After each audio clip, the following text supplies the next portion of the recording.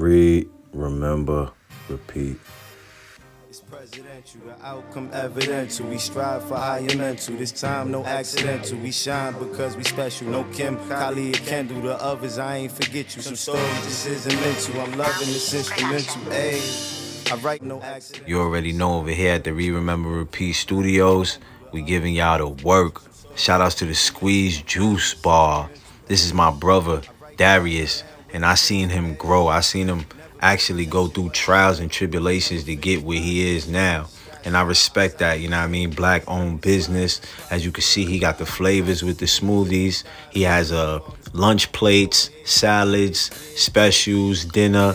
As you can see, the Netflix and chill. This is the spot you want to go to in Cortland, New York. 105 Main Street, Cortland, New York, 13045. The Squeeze Juice Bar. At the Squeeze Juice Bar. Christmas giveaways, book bag giveaways, school giveaways.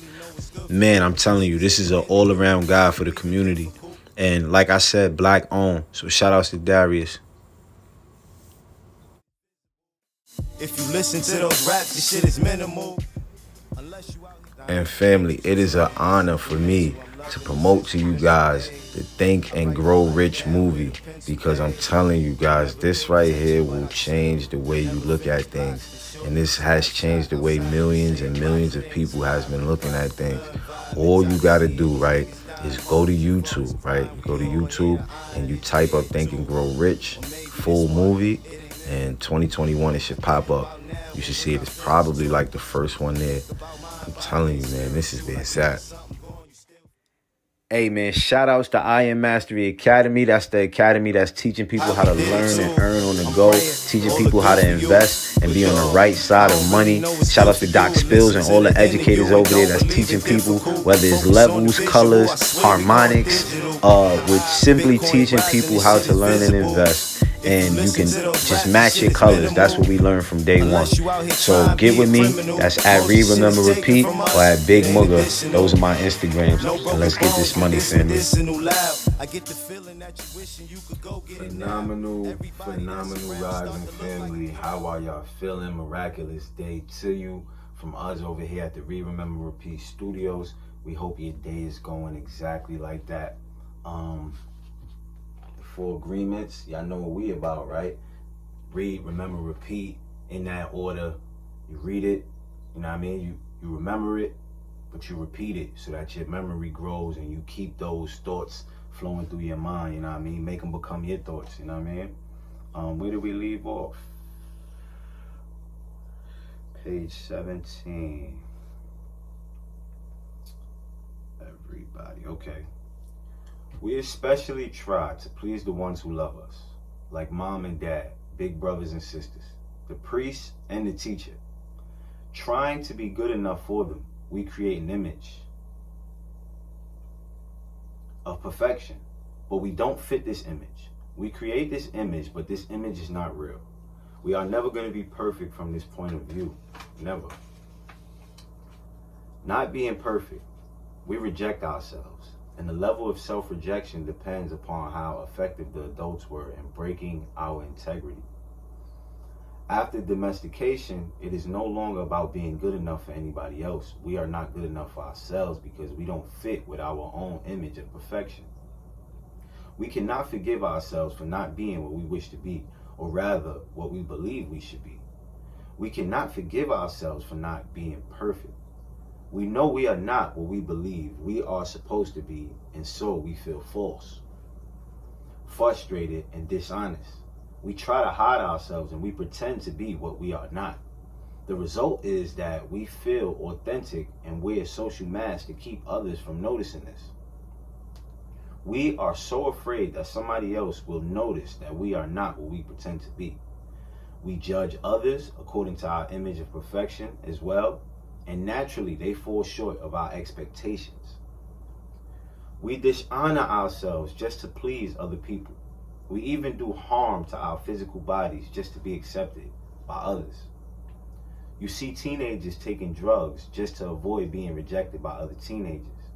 They are not aware that the problem is that they don't accept themselves. They reject themselves because they are not what they pretend to be. They wish to be a certain way, but they are not. And for this, they carry shame and guilt. Humans punish themselves endlessly for not being what they believe they should be. They become very self-abusive, and they use other people to abuse themselves as well. But nobody abuses us more than we abuse ourselves. And it is the judge, the victim, and the belief system that makes us do this. True, we find people who say their husband or wife or mother or father abused them. But you know that we abuse ourselves much more than that. The way we judge ourselves is the worst judge that ever existed. If we make a mistake in front of people, we try to deny the mistake and cover it up. But as soon as we are alone, the judge becomes so strong. The guilt is so strong, and we feel so stupid or so bad or so unworthy.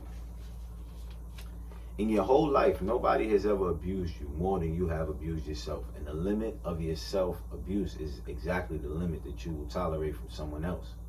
If someone abuses you a little more than you abuse yourself, you will probably walk away from that person. But if someone abuses you a little less than you abuse yourself, you will probably stay in a relationship and tolerate it endlessly. If you abuse yourself very badly, you can even tolerate someone who beats you up, humiliates you, and treats you like dirt. Why? Because in your belief system, you say, I deserve it. This person is doing me a favor by being with me. I'm not worthy of love and respect. I'm not good enough.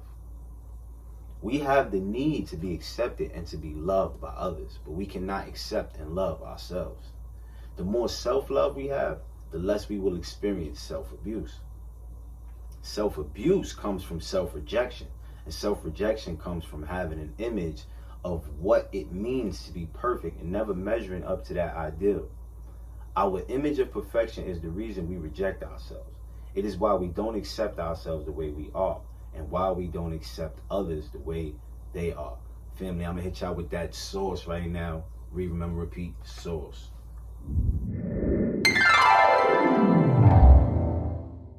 So I've told myself I want to read more, and to be honest I do, but Netflix is literally calling out to me, so I'm just gonna put it on. This happens every time. In this video, I'm going to try to work out how to build a reading habit that I actually stick to. I'm probably going to nerd out a little bit about what happens in the brain when you read, and then I'm going to discuss 3 ways that I've been using to encourage myself to read more. Let's go. When we read, we start by seeing all of the patterns and shapes on the page. These images are then sent to the back of the brain where they are processed, just like any other.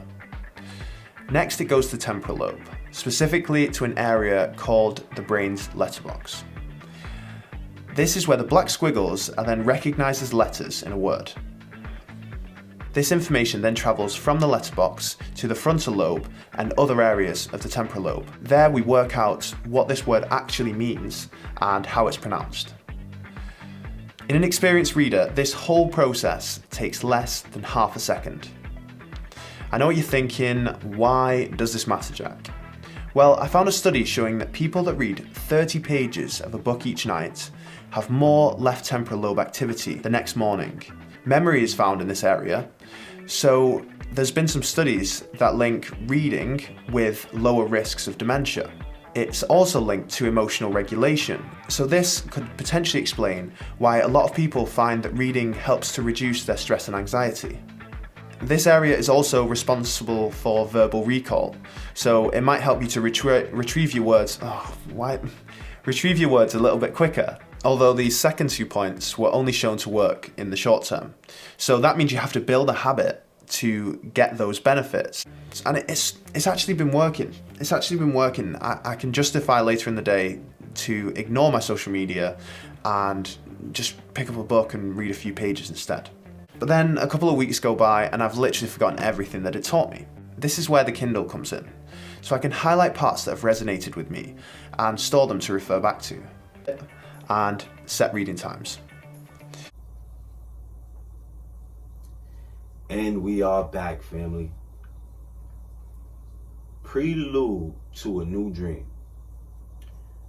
There are thousands of agreements you have made with yourself, with other people, with your dream of life, with God, with society, with your parents, with your spouse, with your children.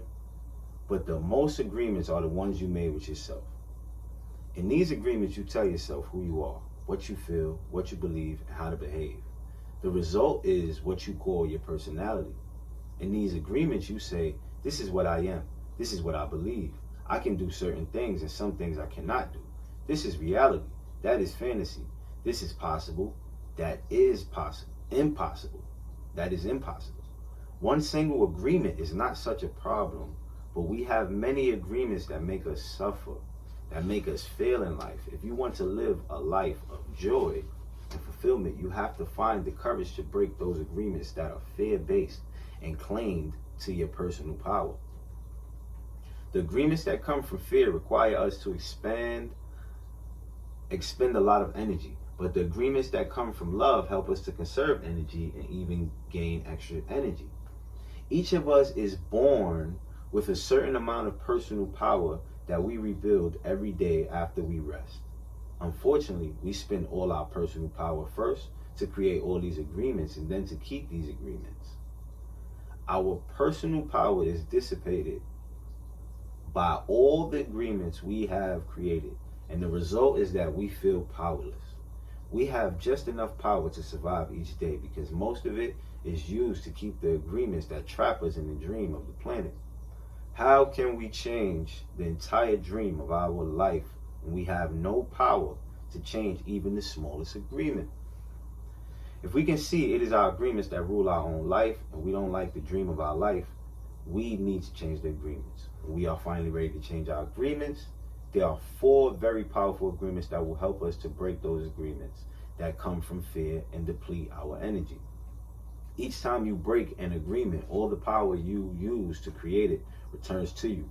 If you adopt these 4 new agreements, they will create enough personal power for you to change the entire system of your old agreements. You need a very strong will in order to adopt the 4 agreements. But if you can begin to live your life with these agreements, the transformation in your life will be amazing. You will see the drama of hell disappear right before your very eyes. Instead of living in a dream of hell, you will be creating a new dream, your personal dream of heaven. The first agreement, chapter 2. Be impeccable with your word. The first agreement is the most important one and also the most difficult one to honor. It is so important that with just the first agreement, you will be able to transcend to the level of existence I call heaven on earth. The first agreement is to be impeccable with your word. It sounds very simple, but it is very, very powerful. Why your word? Your word is the power that you have to create. Your word is the gift that comes directly from God. The Gospel of John in the Bible, speaking of the creation of the universe, says, "In the beginning was the Word, and the Word was with God, and the Word is God." Through the Word, you express your creative power. It is through the Word that you manifest everything. Regardless of what language you speak, your intent manifests through the Word. What you dream, what you feel, and what you really are will be manifested through the Word. The Word is not just a sound or a written symbol. The Word is a force. It is the power you have to express and communicate, to think, and thereby to create the events in your life. You can speak what other animal on the planet can speak. The word is the most powerful tool you have as a human. It is the tool of magic, but like a sword with 2 edges, your word can create the most beautiful dream, or your word can destroy everything around you. One edge is the misuse of the word, which creates a living hell. The other edge is the impeccability of the word, which will only create beauty, love, and heaven on earth. Depending upon how it is used, the word can set you free or it can enslave you more than you know. All the magic you possess is based on your word. Your word is pure magic, and misuse of your word is black magic. The word is so powerful that one word can change a life or destroy the lives of millions of people. Some years ago, one man in Germany, by the use of the word, manipulated a whole country of the most intelligent people. He led them into a world war with just the power of his word. He convinced others to commit the most atrocious acts of violence. He activated people's fear with the word, and like a big explosion, there was killing and war all around the world. All over the world, humans destroyed other humans because they were afraid of each other. Hitler's word, based on fear, generated beliefs and agreements, will be remembered for centuries. And we're on page 28. You already know, read, remember, repeat. Happy Thursday to y'all, man. Most of the shit is taken from us. It ain't additional. No broken bones, but this medicinal loud. I get the feeling that you wishing you could go get it. The best time of the year is here. Christmas is here. Go get you a grateful book. I just put out a book, family. I'm an author, followed with a journal for 365 days of your writing experience. Hope you guys have a grateful experience. The conductor of the train, the only one to make it stop.